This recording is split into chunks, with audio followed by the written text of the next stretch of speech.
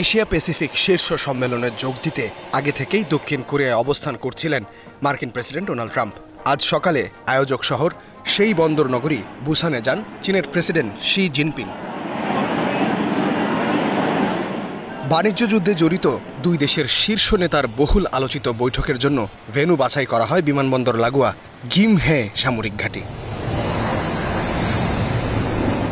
গতকাল ট্রাম্প বলেছিলেন, নানা বিষয়ে বিস্তারিত আলোচনার জন্য বৈঠকের দৈর্ঘ্য ৩ থেকে ৪ ঘন্টা হতে পারে, কিন্তু শেষ পর্যন্ত ততটা লাগেনি। বৈঠকের স্থায়িত্ব ছিল ১ ঘন্টা ৪০ মিনিট। বৈঠকের শুল্ক নিয়ে সমঝোতার সিদ্ধান্ত হয়। ট্রাম্প জানান, বর্তমানে চীনের উপর নির্ধারিত ৫৭% মার্কিন শুল্ক ৪৭%-এ নামিয়ে আনা হয়েছে। রাশিয়া ইস্যুতে চীনা প্রেসিডেন্টের সাথে জরুরি আলাপ সেরেছেন মার্কিন প্রেসিডেন্ট।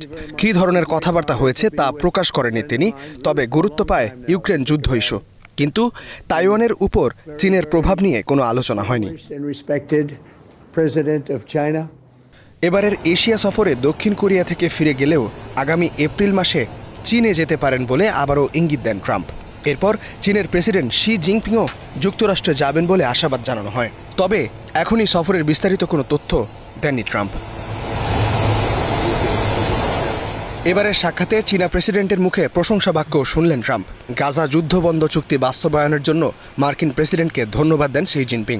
সবশেষ বৈশ্বিক গুরুত্বপূর্ণ ইস্যুতে একসাথে কাজ করার বিষয়ে আশাবাদ ব্যক্ত করে যুক্তরাষ্ট্র ও চীন।